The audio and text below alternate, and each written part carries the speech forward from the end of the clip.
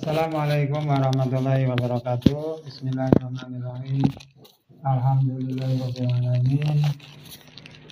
Asyhadu an la ilaha illallah wa asyhadu anna Muhammadan abduhu wa rasuluh. La haula wala quwwata illa billahil aliyyil azim. Allahumma shalli ala sayyidina Muhammad wa ala ali sayyidina Muhammad.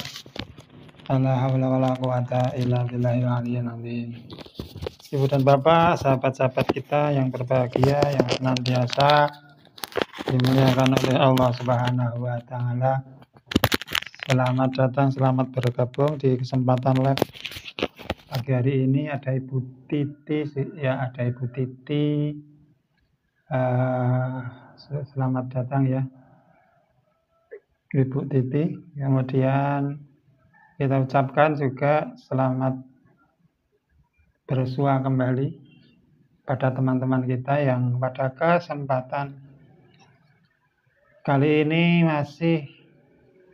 kita masih belajar mengenai tema yaitu adalah panic attack. Ya teman-teman, kita masih belajar tentang panic attack. Di mana panic attack itu kita kemarin sudah bahas di teknik pertama ya. Kita kemarin sudah bahas di teknik pertama bagaimana mengatasi serangan panik. Nah, pada kesempatan kali ini saya mau mengupas atau membahas obrolan santai lagi untuk teman-teman semuanya yang saat ini masih dalam proses berikhtiar, yaitu membebaskan diri. Membebaskan diri, bukan membebaskan diri ya apa. Dalam proses ikhtiar untuk menyelesaikan masalah kecemasan, ketakutan berlebih. Kita ucapkan selamat datang dari Ibu dan Bapak yang saat ini sudah hadir ya. Ada banyak teman-teman kita yang sudah masuk di room. Alhamdulillah. Sebelum kita mengawali obrolan kita pada kesempatan pagi hari ini, ya ada Pak Rosid, Pak Rosid, ada Pak Purnomo, ada Bu Siam,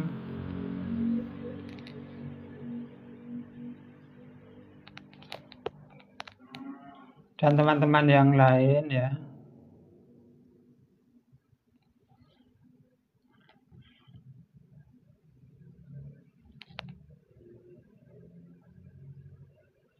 Kita busain hamba Allah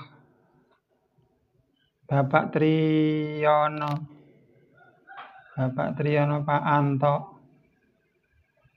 Alhamdulillah teman-teman semuanya ya. Bapak atau Ibu Eja, kemudian Bu Sari,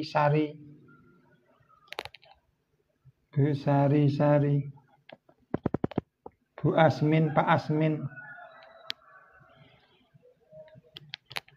Selamat bergabung ya di obrolan pagi kali ini. Kita ngopi pagi, ngobrol pagi ya teman-teman ya.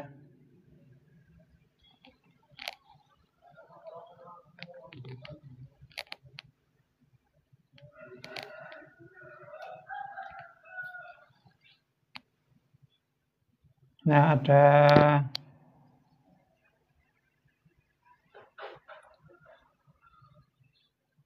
backgroundnya nggak terlihat ya, dialektika game. Ibu atau Bapak ini? Ibu atau Bapak dialektika game.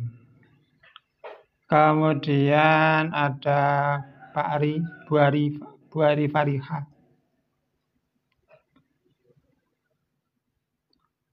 Pak Atomik,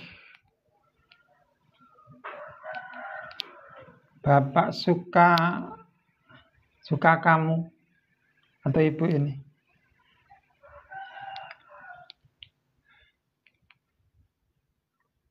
Dan teman-teman yang lain kita ucapkan selamat bergabung ya. Ahlan wa sahlan Bapak Abdal gak punya.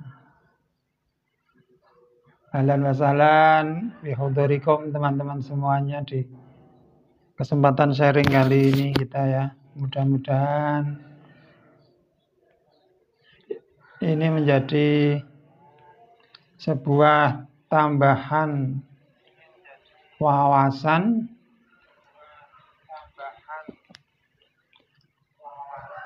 untuk kita semuanya belajar bareng, ngopi bareng pagi hari ini, ngopi pagi, yaitu ngobrol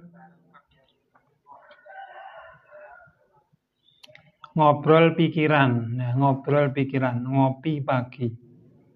Dimana pada kesempatan pagi hari ini saya masih melanjutkan pembahasan di materi yang kemarin, yaitu mengenai tentang panic attack ya. Dimana teman-teman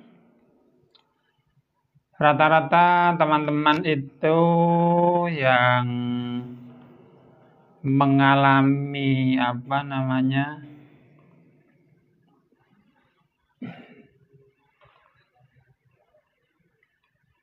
Ibu Eti Iwan atau Bapak ini Ibu ya, Ibu Eti Iwan. Sebenarnya untuk jurus mengatasi panic attack itu kita ada 5 teknik ya. Kita ada 5 teknik bagaimana mengatasi panic attack dengan mudah dan menyenangkan tanpa obat ya. Yaitu sebuah teknik Bapak atau Ibu Asem Jowo. Selamat bergabung ya Ibu atau Bapak ya. Jadi kita ada 5 teknik mengatasi panic attack ya, secara dimana teknik ini adalah mengatasi atau meredakan kepanikan itu secara cepat ya teman-teman, secara cepat tanpa minum penenang ya, tanpa minum penenang ataupun minum-minum yang lain, minum-minum yang bersifat obat ya Ibu dan Bapak ya. Dimana teman-teman yang sudah kadung minum kayak gitu ya, minum ada yang akhirannya ada zol-zol dan lain sebagainya, itu kadang teman-teman kita juga pengen lepas dari pola terapi yang kayak gitu ya. Maka memang satu teknik untuk mengatasi panic attack ataupun serangan cemas itu teman-teman membutuhkan satu pola bagaimana teman-teman ini tidak tergantung dengan yang tidak aman. Bapak Fernando, Bapak Nanda Saputra ya, Bapak Nanda Saputra. Jadi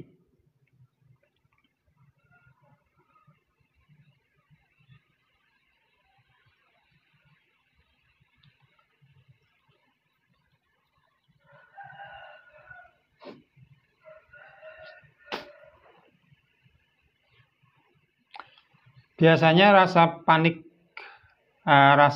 itu tiba-tiba terasa datang muncul ya, nggak diundang. Rasa itu nggak diundang, datang tiba-tiba seperti sesak-sesak ya, atau hati ngerawuh ya. Rasa panik itu datangnya tiba-tiba, seperti tamu yang nggak diundang ya, tiba-tiba mampir, tiba-tiba muncul. Nah, di situ teman-teman butuh sebuah skill ya, sebuah skill bagaimana. Namun skill ini butuh dilatih sehebat apapun, seampuh apapun sebuah metodologi skill dalam melepas kepanikan atau kecemasan berlebih ya. Teman-teman tidak akan berdampak apapun, manakala ini nggak dilatih, manakala nggak dipraktekkan. hanya tahu koleksi, hanya mengoleksi ilmu Ibu Vika. Jadi hanya dikoleksi ilmu pengetahuannya. Jadi hanya menjadi seorang kolektor ilmu pengetahuan. Bukan berbasis dipraktekkan. Bukan dipraktekkan dan dilatih. Nah, Bapak Van Store atau Ibu ini. Tapi manakala teman-teman mau melatih diri, dilatih tekniknya, itu diterapkan dalam keseharian, ya, maka teman-teman sebenarnya nggak butuh banyak teknik macam-macam dan ini itu. Karena saya itu ya teman-teman ya, saya itu belajar teknik healing itu banyak banget. Nah, saya belajar teknik healing atau teknik melepas emosi negatif atau melepas ketakutan berlebih ataupun melepas cemas berlebih. Itu banyak banget ya teknik itu. Nah, jadi karena saya memang senang belajar. Senang belajar, kemudian kalau ada training saya juga ikut training. Kalau ada pelatihan saya ikut pelatihan. Jadi dan itu sampai saat ini saya senang ikut training belajar tentang pengembangan diri dan juga tentang mental health. Itu saya memang di situ seakan ilmu itu ya kita senang belajar kayak gitu. Lah, dan juga kita praktekkan ya, satu persatu itu kita praktekkan. Nah, begitupun juga teman-teman, sebenarnya teman-teman nggak perlu belajar tentang banyak teknik, ya, nggak perlu belajar tentang banyak teknik. Ibu Sabila Rohmah Sugeng Rawuh, selamat datang ya. Nggak perlu belajar banyak teknik, cukup 1 atau 2 teknik saja. Ya, insya Allah itu bisa menjadi wasilah teman-teman semuanya, ibu dan bapak semuanya, itu untuk rilis anxiety-nya. Ya, Bapak Ilham Heriadi, selamat datang ya. Jadi apa? Sebenarnya nggak perlu banyak teknik yang kita gunakan atau kita pelajari. 1 atau 2 teknik merilis emosi, 1 atau 2 teknik bagaimana berdamai dengan rasa-rasa ini, itu sudah cukup ya. Itu sudah cukup. Kenapa saya mengatakan seperti itu? Lah ya, karena saya sering membagikan teknik itu ke klien-klien itu, manakala ada klien yang kita share, bagikan, kita ajari hanya menggunakan 1 teknik saja dan dia praktekkan, nah itu sudah terjadi normalisasi kok dari anxiety atau kecemasannya itu. Nah, bahkan kita pernah memberikan training ke klien juga, itu dia beli atau dia ikut ambil private coaching ya sama saya. Ambil sesi private coaching, jadi training privat ya. Training privat one on one, memang one on one. Jadi privat one on one. Jadi sesi tatap muka lewat Zoom, private Zoom sama saya training. Beliau kan belajar banyak teknik terapi. Setelah belajar banyak teknik terapi yang akhirnya beliau itu ya hanya mempraktekkan itu saja teknik-tekniknya, nggak semua terus dipakai tiap hari, itu enggak. Hanya dari banyak teknik terapi itu dia hanya memilih, oh ini yang saya nyaman, ini yang saya enak. Jadi bagi teman-teman semuanya nanti akan ketemu seperti itu. Ternyata 1 teknik saja itu sudah cukup ya. 1 teknik saja itu sudah cukup. Ya, dan teman-teman bisa bebas. Bisa bebas melepas kecemasan anxiety. Tidak harus banyak teknik. Bapak Aduh, namanya ini nggak berani nyebut saya. Bapak 23. Nah, selamat bergabung ya Bapak ya. Namanya unik-unik. Jadi ya teman-teman, rata-rata teman-teman kita yang mengalami kepanikan, ketakutan berlebih itu kan apa yang biasanya dirasakan. Tiba-tiba datang kan, tiba-tiba datang. Nah, sensasi yang muncul, sensasi yang terasa saat Ibu Rodia. Nah, sensasi yang muncul atau sensasi yang datang saat panik, ya saat panik itu apa biasanya? Bu Rodiah atau Bapak dan Ibu silakan. Apa yang Ibu Rona ini, Sugeng Rawuh Bu Rona. Nah, jadi coba Ibu Rona coba saat Ibu mengalami serangan panik atau panik attack, apa Ibu Rona yang rasakan? Coba. Yang paling terasa apa biasanya Ibu Rona? Nah, itu rasa itu muncul di tiba-tiba ya. Rasa itu mazek datang begitu cepat tanpa konfirmasi terlebih dahulu. Tanpa kulonwun atau tanpa permisi, tiba-tiba masuk di dalam rumah kita. Ibaratnya analoginya seperti itu. Ya, enggak? Tiba-tiba masuk di dalam rumah. Di dalam rumah tanpa ketok pintu loh ya. Ya luar biasa banget kan panik itu. Nah, biasanya apa yang dirasakan saat ada kepanikan? Nah, kayak betul Bu Rona ini, nano takut M. Nah, ini adalah sebuah fenomena rasa, sebuah fenomena rasa yang memang rasanya kayak nggak bisa dikasih nama, ya rasanya nggak bisa dikasih nama, seperti nggak bisa dikasih nama.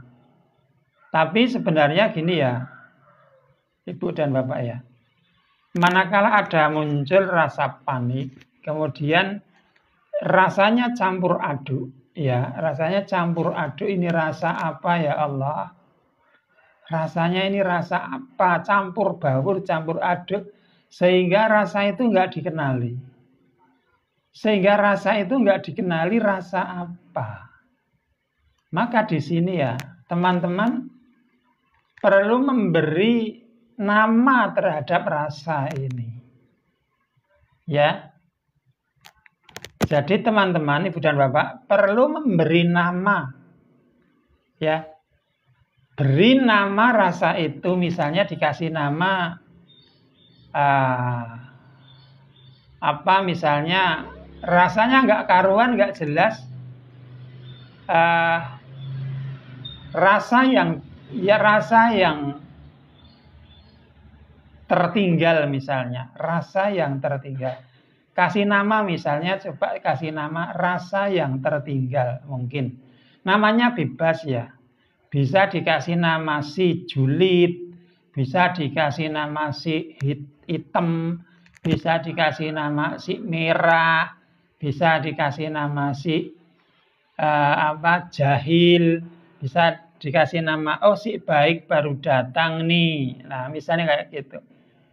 Jadi manakala teman-teman merasakan rasa itu ya, dan teman-teman nggak mengenali ini rasa apa toh, ini rasa takut kah atau cemas kah atau was-was kah atau rasa apa.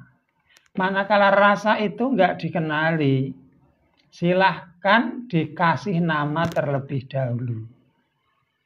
Ya misalnya si merah. Dikasih nama si merah misalnya. Ya, Pak Sugiarto selamat bergabung ya. Pak Sugiantoro ya, Pak Sugiantoro. Pak Sugiantoro, Bapak Amit 1313 Bapak atau Ibu ini. Jadi dikasih nama, silakan dikasih nama dulu, misalnya dikasih nama si merah. Nah, rasa yang datang yang nggak dikenali namanya itu coba bisa Ibu dan Bapak kasih nama dulu. Misalnya dikasih nama si merah. Ya, dikasih nama si merah.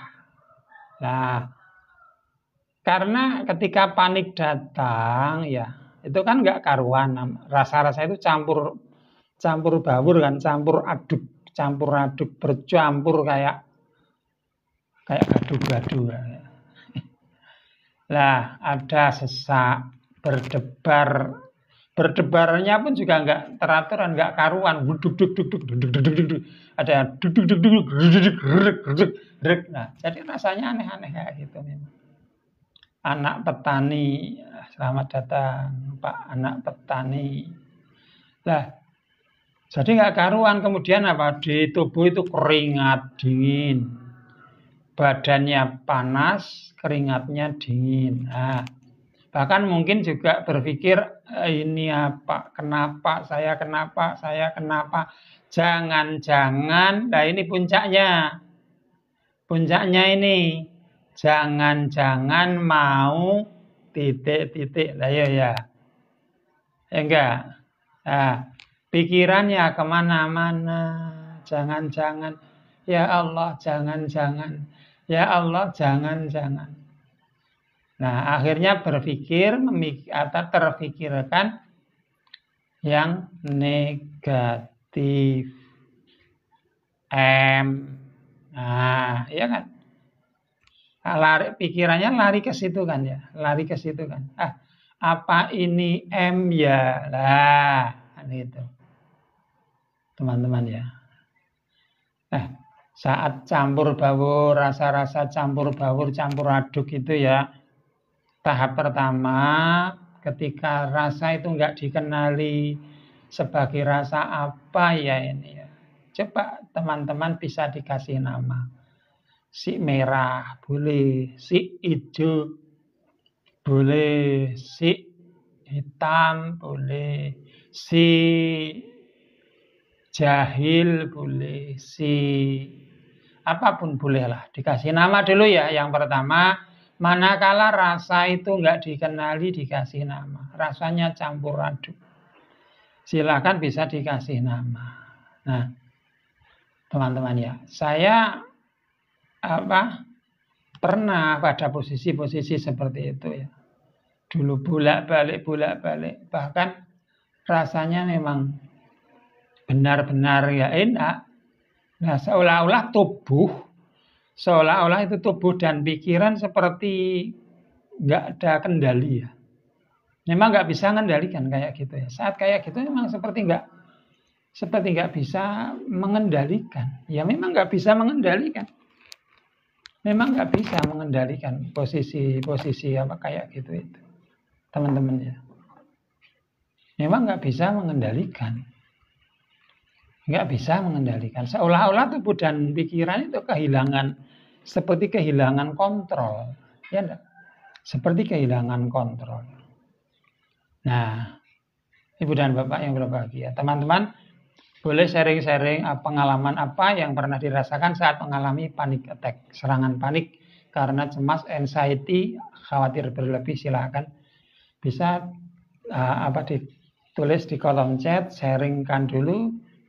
Ya, atau mungkin bagi teman-teman mau ada yang ditanyakan, sebisa saya kita akan jawab, sharing ilmu, ngopi pagi ya. Ngobrol tentang pikiran di pagi hari ini. Nah, saat teman-teman,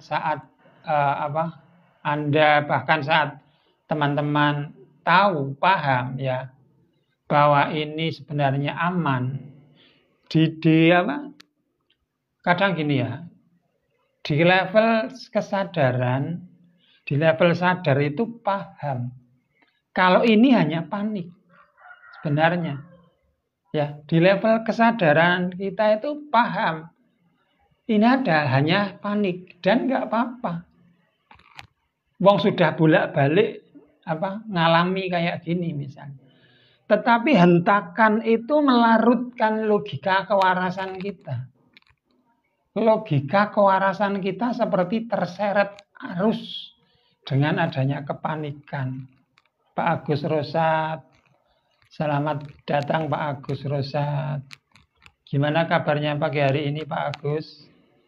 Semakin baik kan? Semakin baik, semakin tenang, semakin damai. Semoga ya Pak Agus Rosat ya. Nah, jadi gitu teman-teman ya. Logika kewarasan kita, akal sehat kita. Ya. Kak Popi, nah logika kewarasan kita, kewarasan atau kebeningan hati kita itu seperti larut, ya, seperti larut terbawa arus, terseret arus karena kepanikan ini. Nah, meskipun sudah berusaha menyadari bahwa ini sebenarnya hanya panik, tetapi perasaan itu menyerbu, menyerang, menerjang terus-menerus tanpa permisi, tanpa bertanya. Ya enggak, teman-teman? Nah, tapi teman-teman nggak usah khawatir ya, sebenarnya nggak usah khawatir dalam momen-momen kayak gitu. Di belakang nanti saya akan sharingkan bagaimana tekniknya supaya tidak larut, tidak terseret di bawah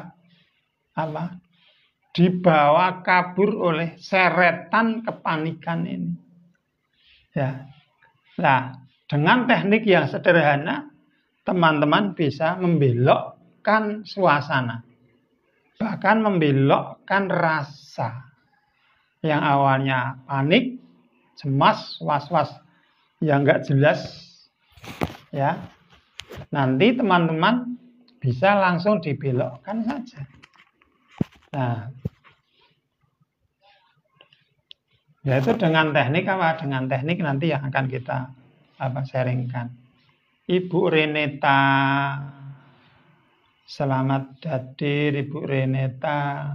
Nah, banyak kawan-kawan di luaran sana ya yang pernah mengalami hal-hal kayak gini. Teman-teman kita di luaran sana, maksudnya yang tidak ikut live ini ya, itu ada teman-teman kita, klien-klien kita, member-member kita di grup WA, grup Telegram, di kelas bimbingan, ya, itu mereka juga pernah mengalami masa atau fase terseret-seret arus, kepanikan, kecemasan kayak gitu.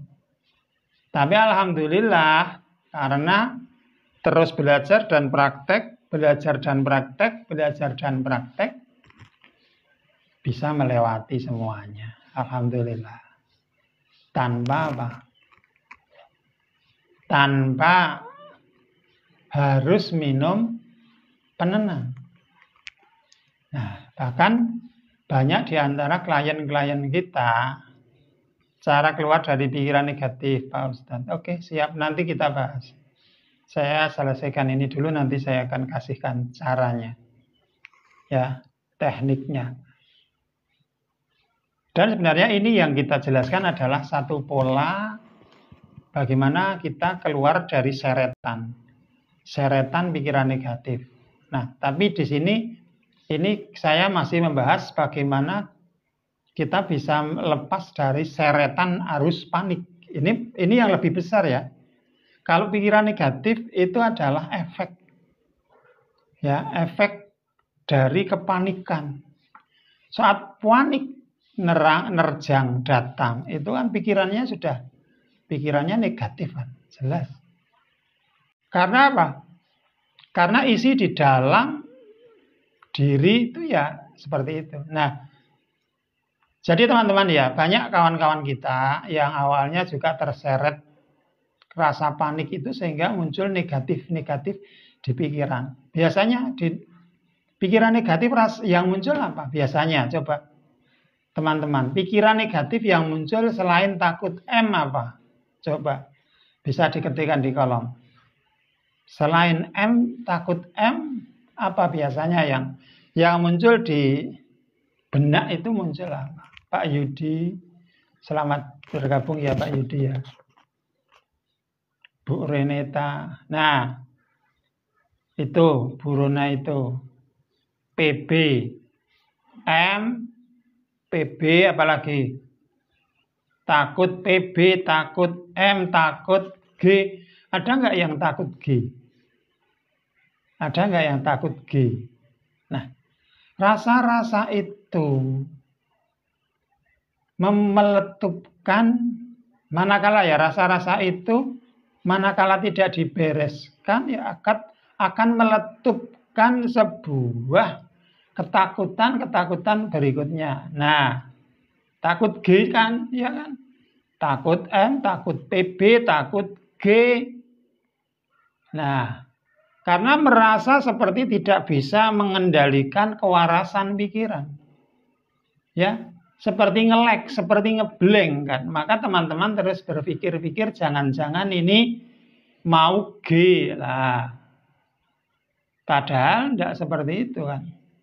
Nah, jadi insya Allah ketika teman-teman itu banyak sampah, betul Bu Rona. Itu adalah sebuah fenomena sampah di dalam file memori batin bawah sadar. Jadi ibaratnya gini ya, teman-teman semua. Ibarat ruang batin kita, pikiran kita. Ya. Cara membersihkannya. Oke. Jadi ibaratnya gini. Rumah kita itu adalah ruang pikiran. Jadi di dalam ruang pikiran itu seperti ruang dalam rumah kita. Nah, misalnya Ibu Rona misalnya atau Pak Agus, Bu Eti Iwan misalnya. Manakala Ibu Rona setiap pagi masak di dapur kan. Setiap hari, setiap pagi masak di dapur. Nah, saat masak itu biasanya ada berbagai macam sampah. Ada bungkus tahu, bungkus tempe, ada bungkus-bungkus sayuran, bungkus-bungkus bahan makanan, ada sisa-sisa potongan sayuran, potongan makanan yang busuk, bahan makanan busuk yang menjadi sampah, tidak layak dikonsumsi. Sehingga apa? Sampah sisa-sisa masakan itu pastinya akan ditaruh di tempat sampah, ya enggak? Akan ditaruh di tempat sampah. Biasanya tempat sampah ada yang ditaruh di pojokan dapur, ada yang ditaruh di bawah meja, ada yang ditaruh di luar pintu dapur. Nah, bisa dibayangkan enggak? Coba dibayangkan Ibu dan Bapak teman-teman. Coba bayangkan manakala sampah sisa-sisa masak ini ada plastik, daun, sayuran, makanan sisa, potongan sayur yang busuk atau sisa bahan masakan apapun, bungkus-bungkus apapun itu, setiap pagi masakannya ditampung di tempat sampah terus yang ada di pojokan ruang dapur itu. Dimasukkan di situ, dimasukkan di situ, dimasukkan di situ. Nah, apakah tempat sampah, penampungan sampah ini siap atau mampu menampung buangan sampah selama sehari? Mungkin masih bisa menampung. 2 hari mungkin masih udah mulai penuh kan. 2 hari itu sudah mulai busuk aromanya di tempat sampah itu, karena di situ ada makanan busuk, sayuran busuk yang dimasukkan. Ya. Nah, manakala hal-hal atau bahan-bahan yang busuk dimasukkan di tempat sampah itu, coba dipraktekkan, bisa dicoba. 5 hari saja tempat sampah itu enggak dibuang isinya. Sampahnya itu enggak dibuang. cuman didiamkan di dalam tempat sampah itu. Apa yang akan terjadi? 5 hari saja. 5 hari saja dibiarkan, apa yang akan terjadi? Coba, Pak Gun, Bu Martini, Bu Mujia, apa yang akan terjadi manakala sampah itu hanya didiamkan di tempat sampah itu? Dibiarkan 5 hari saja, apa yang terjadi? Yang terjadi adalah aroma sampah itu sudah mulai membusuk, aromanya sudah anyir. Sudah apa? Sudah, nah betul Pak Agus, menumpuk. Sudah banyak kuman yang mulai berkembang di situ, beranak pinak di situ. Ada oret, ada ulat, ada semut, ada macam-macam. Sudah mulai lalat, ya, orong-orong dan lain sebagainya. Sudah mulai nyaman di tempat sampah itu yang menumpuk. Seperti kata Pak Agus ini, sudah mulai menumpuk. Nah, manakala ini dibiarkan 5 hari saja, itu sudah memunculkan sensasi aroma busuk di ruang dapur itu. Aromanya sudah sengir-sengir di dalam dapur itu. Itu baru 5 hari. Bisa dibayangkan manakala tumpukan sampah itu dibiarkan dalam waktu 1 bulan, 2 bulan. Bisa jadi dalam 1 rumah itu penuh sampah. Sarapan dulu, boleh disambit dengan sarapan Bu Rona, santai aja. Ya, Bu Siti Rahma, ya, Ibu atau Bapak Gun Sigun. Nah, jadi akan penuh sampah. Bahkan manakala dibiarkan berbulan-bulan, rumah kita itu jadi tempat pembuangan akhir. Pojok kamar sampah, pojok dapur udah penuh sampah. Kamar sudah sampah, ruang tamu sampah, ruang tengah sampah. Apa yang terjadi? Kita sudah nggak kerasan lagi tinggal di dalam rumah kita. Karena apa? Karena rumah kita sudah jadi sarang penyamun. Karena kita nggak pernah bersihkan rumah kita. Akhirnya apa? Kita nggak kerasan. Muncullah kepanikan. Mau tinggal di mana? Khawatir nanti kalau ada penyakit apa, kuman apa, virus apa. Cemas, was-was. Anak-anak kita gimana tinggalnya? Karena apa? Karena rumah sudah nggak kondusif. Jadi teman-teman ya, rasa cemas, was-was, khawatir, takut itu ternyata muncul secara refleks. Ibu Sari, Ibu Atomik, Ibu Eca, Ece, selamat datang ya. Jadi apa? Rasa-rasa itu muncul karena adanya beban sampah yang menumpuk dan tidak dibuang ke tempatnya. Masuk ya? Logis ya ini ya? Akal kewarasan kita masih menerima ya? Akal kewarasan Ibu dan Bapak masih bisa menerima kan sampai saat ini? Nah, masih bisa memahami ya alurnya ini ya. Ini baru analogi rumah ya ini ya. Ini baru analogi rumah. Saat rumah kita seperti itu kondisinya, situasinya ya. Itu kita merasa cemas, khawatir, panik, was-was. Nah, Ibu Tutwuri, tuan muda. Nah, khawatir mau tinggal di mana, cemas mau kemana ini bermalam.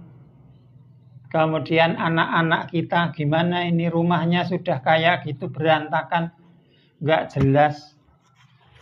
Mau berteduh di mana, mau tidur di mana, itu sudah muncul cemas, was-was, takut, khawatir.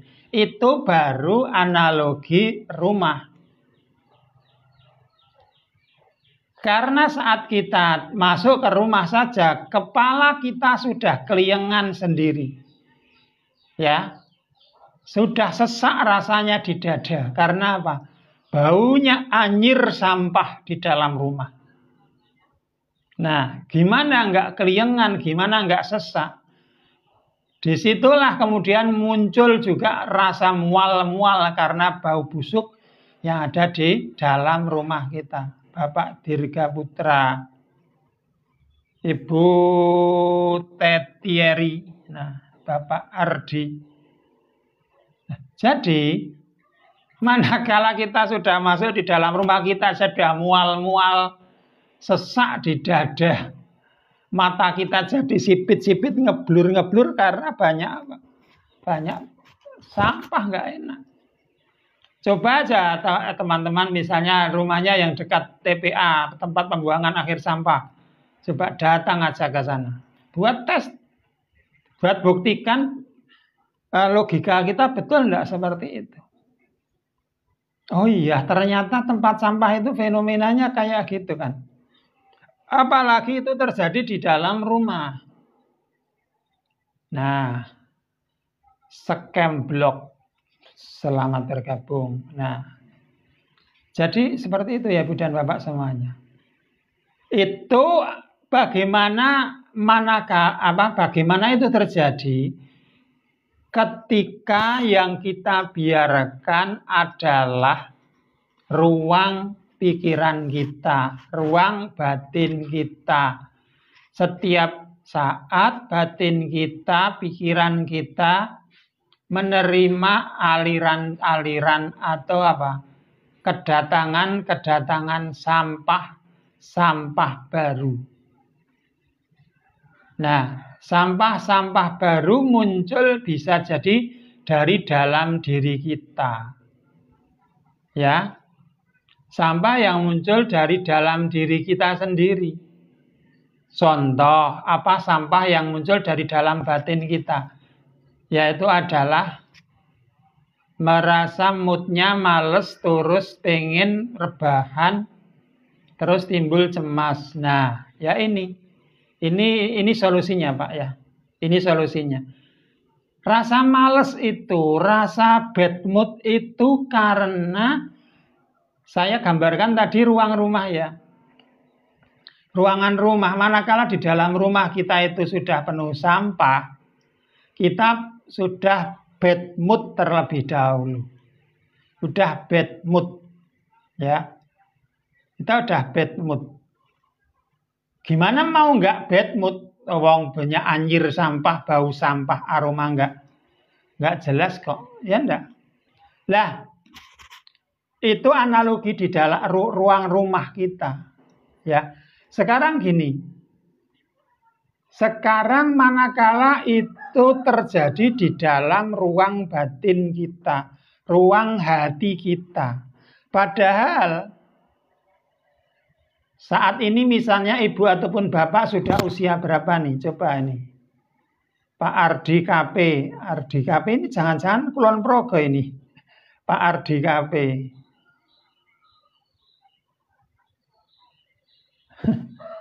Pak Ardi KP, Pak Seoni Nova.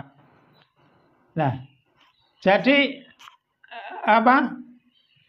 Pak Man Tonggo, Pak Ardi siapa ya ini? Mas Ardi wah. Mas Ardi wah.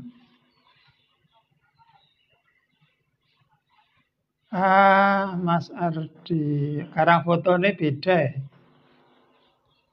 Mas Ardi Mbak Kingkin wah. Bu Yamini Cermelor Dewi. Cermelor Dewi. Dusun berapa Pak Cermelor Dewi? Cerme 1 cerme 2. Kok Lor Dewi? Mas Ardi sini kan cerme 6 nek riki. Jenengan cerme berapa, Pak? Nah, saya lanjut ya. Bagaimana ketika rasa-rasa atau sampah-sampah fenomena sampah itu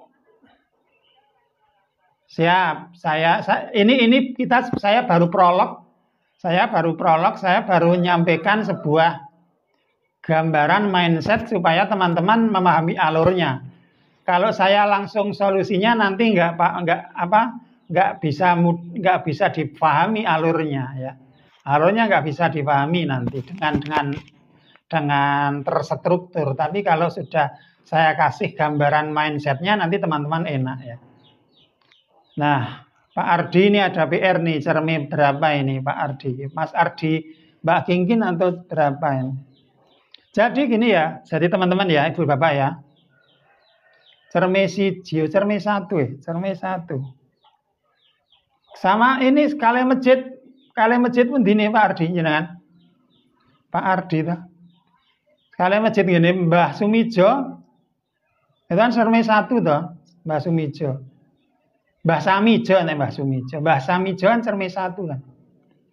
Nek kula kan cermin 6. Nah, jadi apa yang akan terjadi manakala rasa-rasa sampah itu ada di dalam batin kita.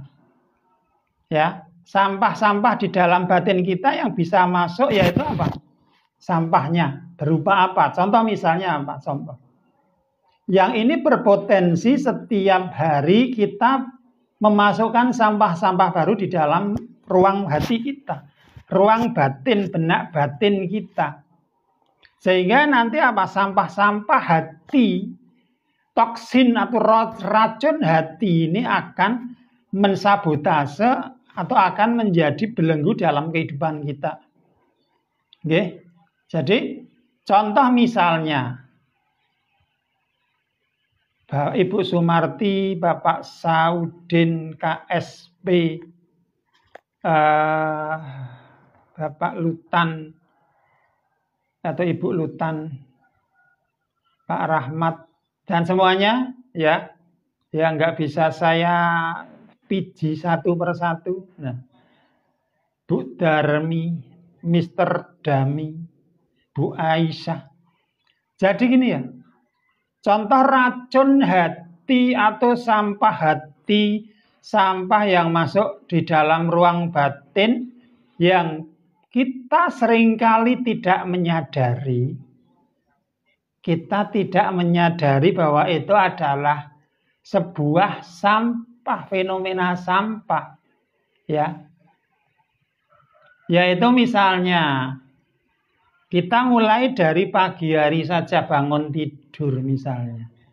Teman-teman pagi hari bangun tidur ya. Kemudian istri mau masak. Kemudian suaminya nonton TV sambil ngopi. Sementara anak-anak masih aktif sekolah kan, mau sekolah, sudah riweuh di pagi hari. Ada yang belum jadwal sekolah, ada yang belum bajunya belum disetrika, ada yang belum disapu, rumahnya kotor. Tapi saat istri sibuk di dapur masak, si suami nonton TV sambil ngopi santai-santai. Akhirnya istri marah-marah. Ya, marah-marah bentak suaminya. Nah, saat istri marah bentak suaminya gantian marah. Nah, dah pagi hari sudah usruk, sudah ngungsrung seperti itu. Itu berarti sama saja di pagi hari itu manakala kita mengawali pagi hari dengan rasa-rasa sudah kemrungsung kayak gitu, itu sudah memasukkan rasa atau memasukkan sampah di dalam hati kita. Kecewa sama suaminya. Istrinya capek-capek malah cuma nungkang-nungkangan nonton TV misalnya. Ataupun sebaliknya, suaminya kerja sibuk, istrinya hanya scroll-scroll media sosial, bukannya belajar ataupun bantu aktivitas ekonomi keluarga, tetapi hanya geluleran ya, dan scroll media sosial.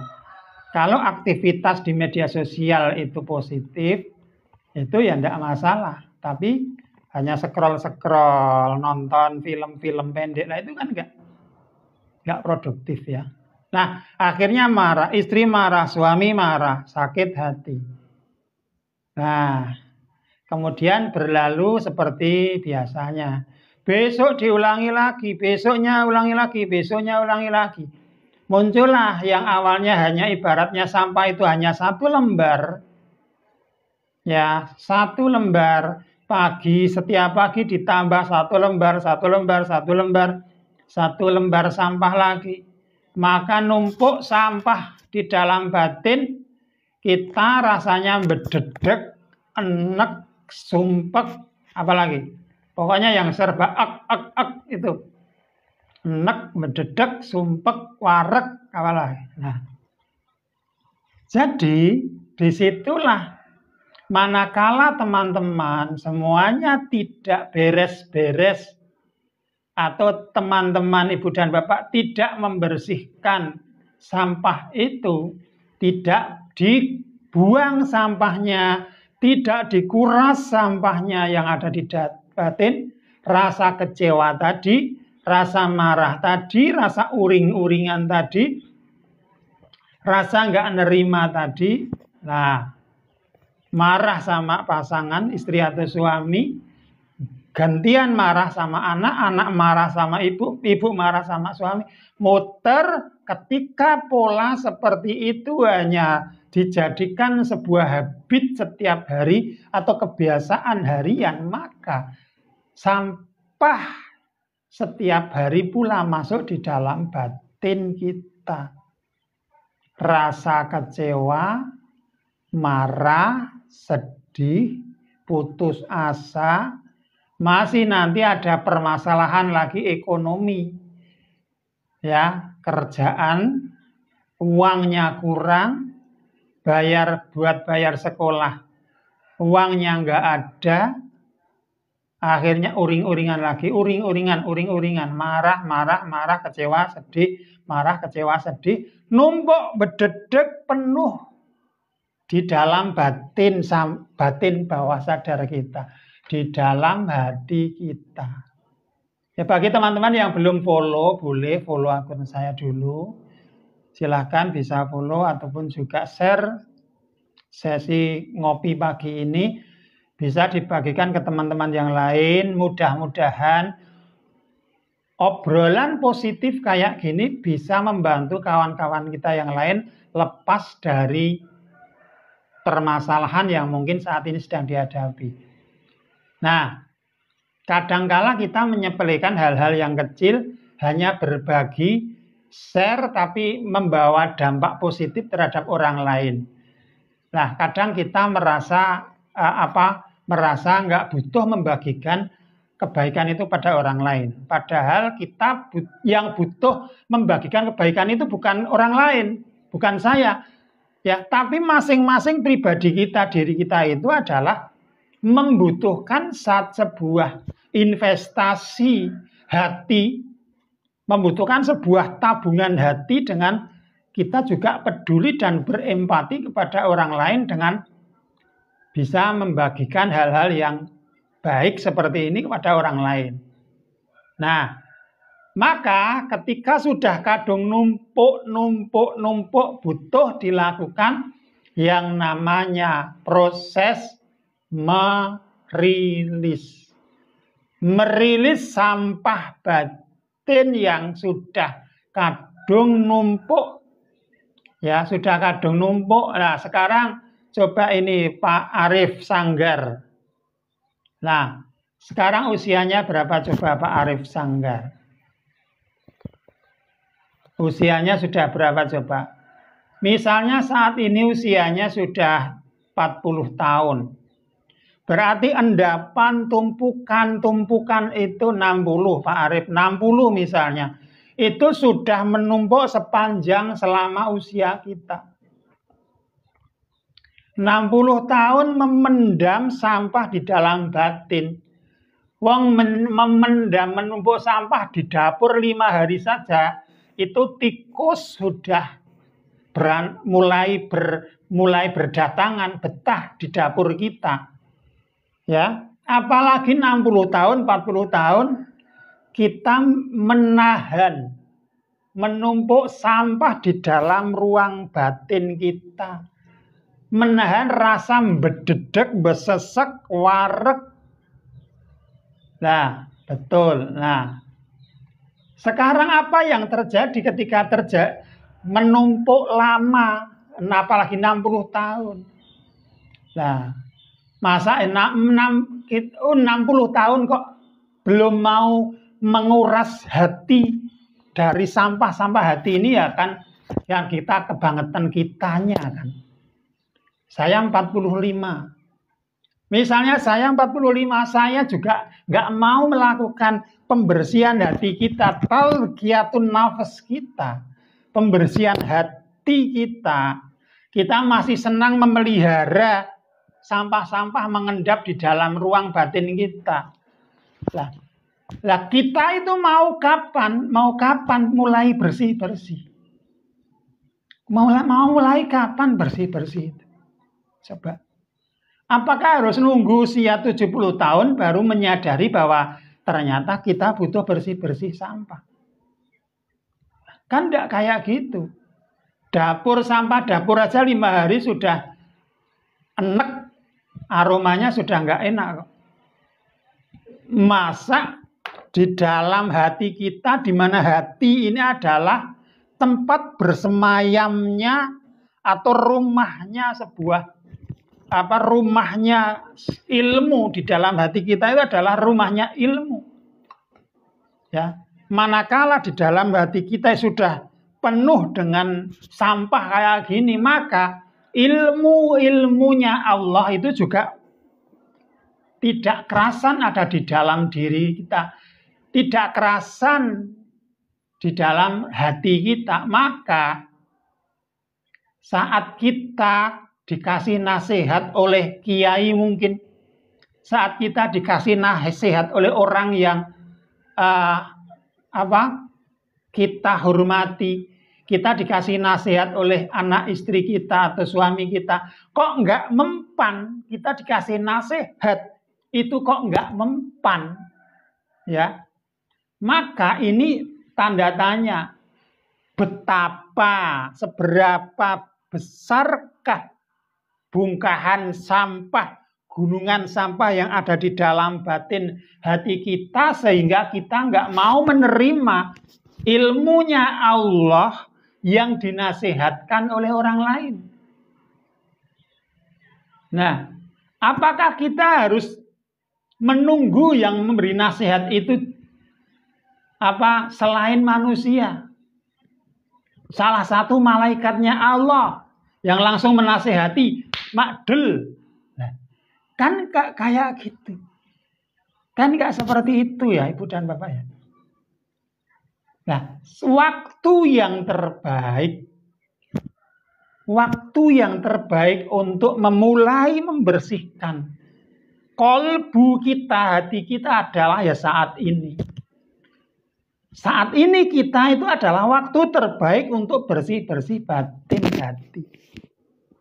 Bukan besok pagi, bukan nanti sore, bukan nanti malam, tapi saat ini, detik ini adalah waktu yang terbaik kita untuk mulai membersihkan kotoran-kotoran sampah yang ada di dalam hati kita. Di mana sampah-sampah itu sudah mulai berkerak, beranak pinak di dalam batin kita, karena kita sudah 40 tahun, 50 tahun, 60 tahun, atau bahkan 70 tahun tidak pernah yang namanya membersihkan kotoran dalam hati kita. Saat mau marah ya marah saja. Kemarahan kita itu dibalut oleh hawa nafsu, amarah yang begitu besar, sehingga kesadaran kewarasan tauhid kita terasa entah kemana, sehingga yang meliputi kehidupan Yang meliputi hati kita adalah apa? Yang menjadi nahkoda di dalam diri kita adalah hawa nafsu. Bukan kewarasan tauhid, bukan kesadaran hati. Karena batin kita, hati kita sudah dibajak. Sudah dibajak oleh pasukan bajak laut, yaitu adalah racun-racun hati itu. Itulah sumber-sumber yang membuat teman-teman merasakan cemas, khawatir, was-was, takut M, takut G, takut TB, dan lain sebagainya, panik, attack, dan lain sebagainya. Nah, semuanya ini butuh dikuras, dilepas. Istilahnya dilepas, dilepaskan dari dalam diri ini. Ya, kita kembalikan kepada yang memiliki, yang maha memiliki. Nah, kenapa nggak bisa lepas? Karena kita berusaha mencengkram rasa-rasa ini. Rasa cemas, khawatir, was-was itu ibu dan bapak cengkram. Misalnya ini analoginya. Ini adalah rasa cemas, rasa khawatir, was-was. Teman-teman itu pegangi kenceng rasa ini. Padahal untuk melepaskan rasa-rasa itu cukup diputuskan, diniatkan, diakatkan. Ya Allah, saya lepaskan. Lepas. Diputuskan, diniatkan, dan diactionkan. Nah, yang pertama ada niat, yang kedua adalah kemauan. Ada niat untuk melepas dan kemauan untuk membuka diri dan melepas. Ya teman-teman ya. Contoh misalnya ada rasa takut, cemas, was-was, khawatir. Nah, yang di mana biang-biangnya rasa-rasa ini adalah apa? Ya sampah, seperti sampah di dalam rumah tadi. Biang-biangnya adalah sampah di dalam batin kita. Yang perlu dilakukan atau bagaimana langkah untuk melepasnya, membuangnya bagaimana? Yaitu yang pertama, ini yang bertanya tadi, ini adalah lanjutannya ya. Yang pertama, bagaimana kita untuk melepaskan rasa cemas, khawatir, was-was, panik? Yang pertama adalah niat. Ya. Yang pertama adalah niat. Membangun niat yang benar, membangun niat yang terbaik. Kenapa harus melepas ini? Maka bangunlah sebuah konstruksi niat karena Allah. Ya, membangun konstruksi niat itu, bersih-bersih itu karena Allah. Bukan karena manusia, bukan karena uang, bukan karena pekerjaan, bukan karena apa. Tapi karena Allah, kita mau menjadi versi hamba yang lebih baik lagi. Ya, jadi yang pertama adalah niat. Ya, yang pertama adalah niat. Yang kedua adalah kemauan. Nah, kalau kita sudah meniatkan diri tapi diri kita nggak mau, sudah niat tok, tapi nggak mau, ya sama saja. Ya, maka strukturnya adalah pertama kita niat membersihkan racun di dalam hati kita itu karena Allah. Yang kedua, kita mau melakukannya. Ya, mau melakukannya. Jadi saat teman-teman sudah niat, juga mau actionnya. Contohnya gini, teman-teman misalnya saat ini teman-teman memegang yang namanya rasa cemas misalnya ya. Mencemaskan apa? Misalnya mencemaskan tentang sensasi takut M. Misalnya. Nah, rasa itu ibaratnya adalah ini. Benda ini adalah rasa itu. Gambarannya ya. Teman-teman saat ini Ibu dan Bapak rasa itu ada tercengkram di dalam diri Ibu dan Bapak. Tercengkram kan? Ngunci kan? Terkunci kan? Makanya ini nggak bisa lepas-lepas. Nah, bagaimana bisa lepas? Teman-teman, yang pertama adalah niat. Ya Allah, saya niatkan diri saya karenamu ya Allah untuk melepaskan semua hal-hal yang tidak baik, hal-hal yang tidak produktif terhadap diri saya. Niat itu dibangun di dalam hati. Ya, di dalam hati. Yang kedua adalah melakukan apa? Butuh yang namanya kemauan untuk melepas. Kalau sudah ada niat, kemauannya juga harus dibangun, yaitu adalah mau action. Actionnya itu action benar-benar melepas. Ini adalah actionnya. Nah, jadi ada action, ada niat, dan ada action. Ada niat dan ada action. Ini adalah sebuah rumusan bagaimana teman-teman bisa melepaskan rasa panik, takut, cemas, khawatir, was-was. Ya.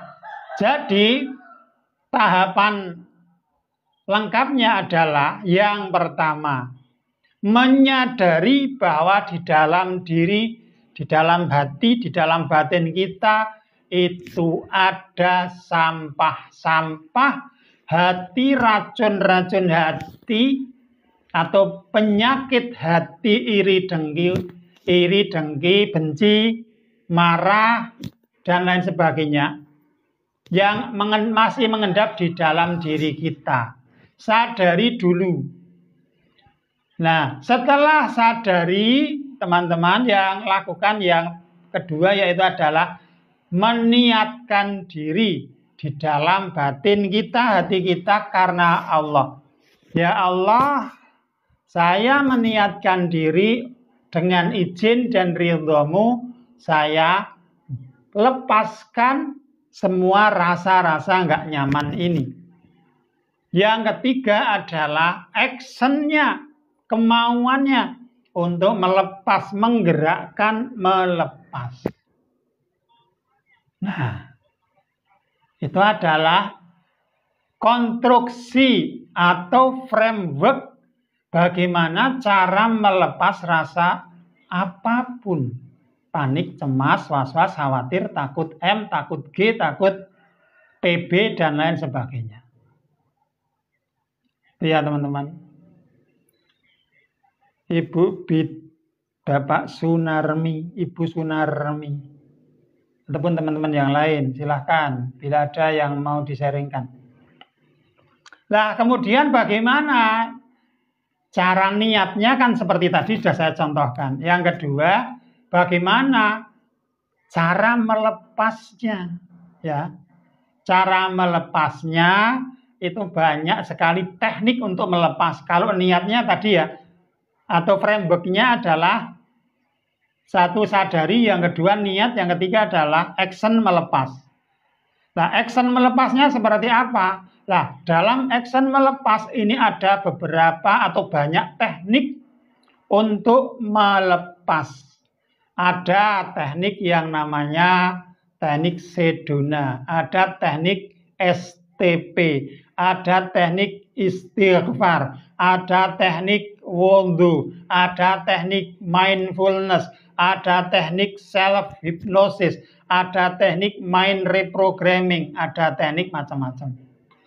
Yang lain, banyak ratusan, bahkan ribuan teknik. Nah, kali ini teman-teman akan saya kasihkan satu jurus bagaimana action melepas. Nah, ada nggak yang mau mencatat nih, Pak Nurdin, Pak Man, Pak Abang, Pak Sumar, Bu Sumarmi, ataupun yang lain, ada yang mau mencatat? Kalau biar nggak lupa, boleh dicatat. Ini adalah satu teknik untuk action melepas. Ya, satu teknik untuk action melepas. Ya, teman-teman, yaitu ada 5 tahapan. Ya, ada 5 tahapan action melepasnya. Kalau frameworknya tadi kan ada 3. Kalau framework atau alurnya ada 3. Nah, kalau action melepasnya ada 5 langkah. Ya, ada 5 langkah. Ibu sabit atau bapak sabit, Allahumma sabit, sabit al-Hasan, sabit bikauli sabit. Nah, sabit itu tetap. Jadi Pak Huda Syam. Teknik yang mau saya sharingkan yaitu adalah teknis atau teknik action melepas. Tahapannya ada 5. Yang pertama adalah akui dulu. Yang pertama akui, yang kedua izinkan, yang ketiga terima, akui, izinkan, terima, peluk, dan lepaskan. Ada 5 ya. Jadi yang pertama apa? Akui, yang kedua izinkan, yang ketiga terima, yang keempat dirangkul, ya, yang kelima adalah dilepas. Nah, Ibu dan Bapak, Pak Huda Syam, Pak Ibu atau Bapak ini, Al-Misbah.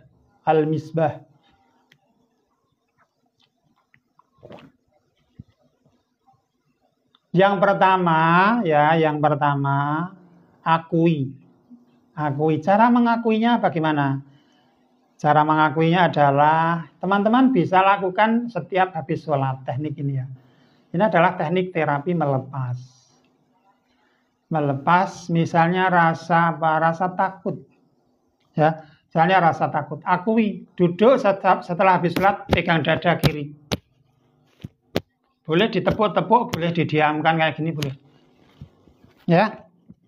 Boleh saat habis sholat, pegang dada kiri, boleh sambil ditepuk-tepuk pelan, boleh. Diam kayak gini juga boleh. Ini sebuah simbolisasi bahwa kita peduli dengan diri kita. Ya, sebuah simbolisasi kita peduli dengan diri kita. Kita mau melepaskan atau menjadi versi terbaik untuk diri kita. Jadi ada simbolisasi pegang dada.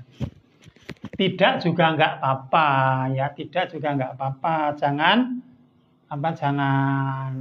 Jangan menjadi sebuah keharusan harus gini ya. Kalau enggak gimana? Enggak. Hanya sebuah simbolisasi ya, teman-teman ya. Ibu Ainul Fitri, Bapak Dadang, Ibu Sarmiani, Sugeng Rawuh, selamat datang. Kita akan akhiri jam 8 ya live-nya. Jadi 10 menit lagi ini di akhir live saya mau kasih teknik action melepasnya. Yang pertama adalah akui. Caranya mengakui bagaimana? Akui sambil pegang dada. Sekali lagi boleh pegang dada, boleh tidak. Ini sebuah simbolisasi. Simbolisasi bahwa kita meyakinkan diri kita, mendukung diri kita, ya.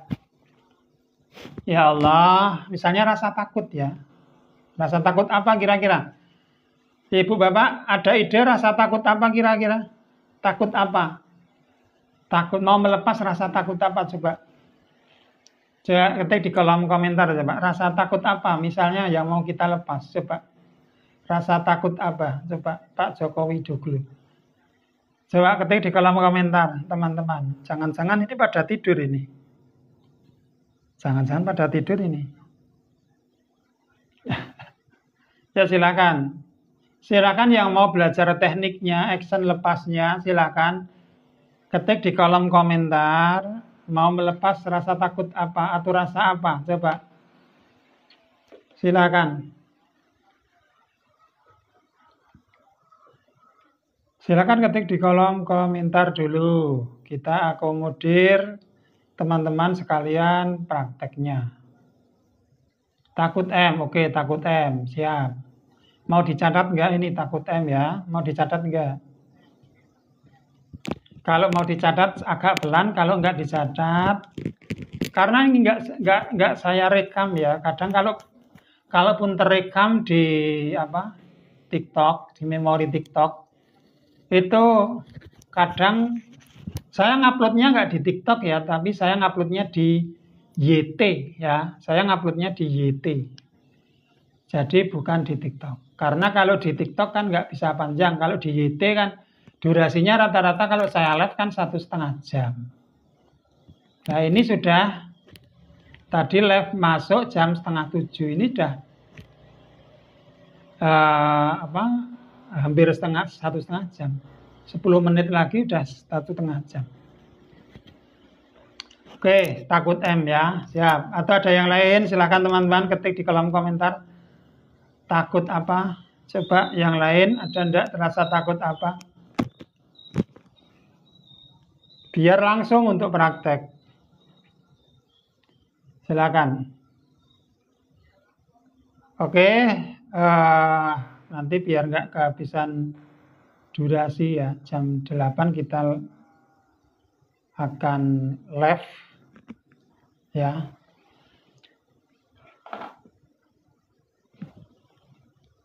Tahapannya atau langkahnya adalah yang pertama, akui. Caranya mengakui bagaimana? Sambil pegang dada habis sholat atau boleh kapan saja. Bagi yang muslim bisa habis sholat, bagi yang non muslim bisa kapan saja.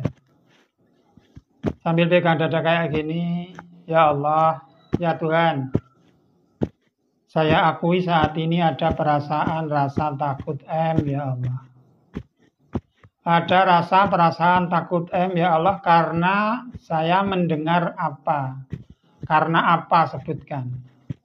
Mungkin mendengar berita duka. Ya Allah ada perasaan rasa takut ya Allah karena barusan ada berita duka ya Allah. Ini tahap 1, tahap kedua ya Allah. Ya atau ya Tuhan. Saya izinkan rasa takut ini ada. Wahai rasa takut saya izinkan kamu ada. Wahai rasa takut saya izinkan kamu ada. Tahap yang ketiga, terima. Ya Allah, saya terima rasa takut ini. Saya terima keberadaan rasa takut ini ya Allah dengan apa adanya. Ya Allah, saya terima rasa takut ini dengan apa adanya. Yang tiga ya. Yang keempat, rangkul atau peluk. Wahai rasa takut ya, wahai rasa takut terima kasih ya. Terima kasih ya kamu sudah ada di dalam hidup saya. Makasih ya bro. Boleh pakai bahasa kalimat akrab boleh. Makasih ya bro. Alhamdulillah saya bisa belajar banyak dengan kehadiranmu. Alhamdulillah saya bisa belajar lebih baik lagi. Saya bisa belajar menjadi manusia yang lebih bermanfaat lagi. Terima kasih ya bro. Terima kasih kamu sudah hadir di dalam hidup saya. Langkah yang terakhir, langkah kelima. Ya.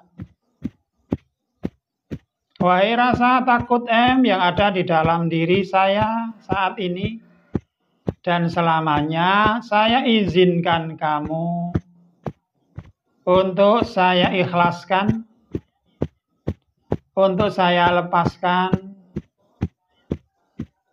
untuk kembali kepada Sang Maha Pemilik, Sang Maha yang Maha memiliki, Allah, Tuhan. Tenang saja ya, tenang saja. Saya baik-baik saja. Saya dalam lindungan Allah. Saya dalam lindungan Allah. Tenang saja, saya baik-baik saja. Saya ikhlaskan kamu, saya ridhokan kamu, saya pasrahkan pada Allah, dan saya lepaskan. Tarik nafas. Lepaskan.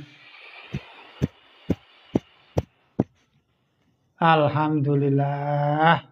Cukup seperti itu teman-teman ya.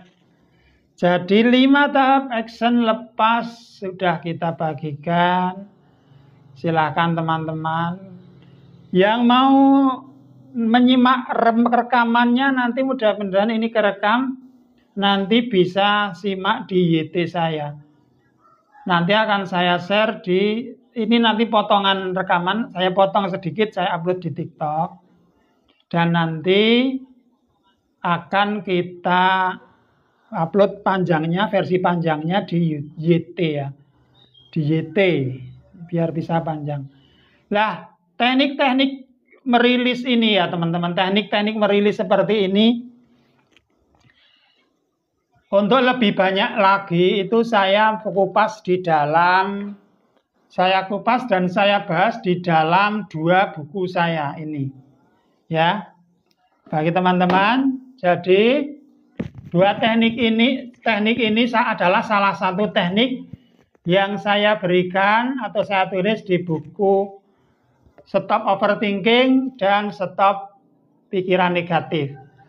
Nah, untuk teman-teman yang mau belajar lebih intensif lagi, ya, bagaimana merilis, bagaimana melepas berbagai macam rasa, teman-teman bisa belajar melalui 2 buku saya ini. Ada versi cetak, ada versi digital. Versi digital tentunya lebih ekonomis, yaitu adalah versi buku digital.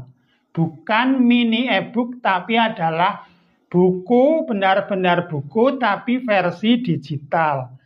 Jadi file buku cetak, tapi dalam bentuk digital, yang bisa di-download.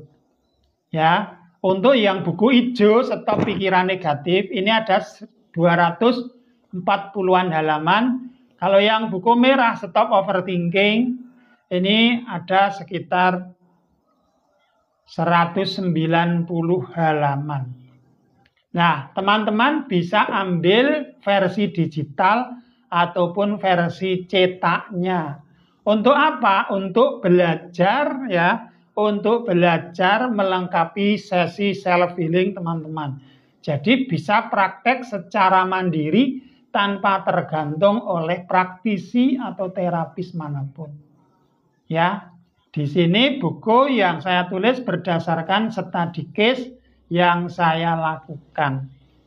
Kalau yang di buku merah ini banyak teknik mindsetnya, ya, teknik mindsetnya. Kalau yang di buku hijau sini adalah teknik self healingnya. Nah, silahkan bagi teman-teman yang mau ambil bisa DM saya atau nanti saya post nomor WA ada di rekaman video ini nanti ya. Tapi hanya potongan. Nah, baik teman-teman semuanya. Untuk lebih maksimal memang belajarnya lewat buku cetak. Tapi teman-teman saya arahkan untuk nabung dulu.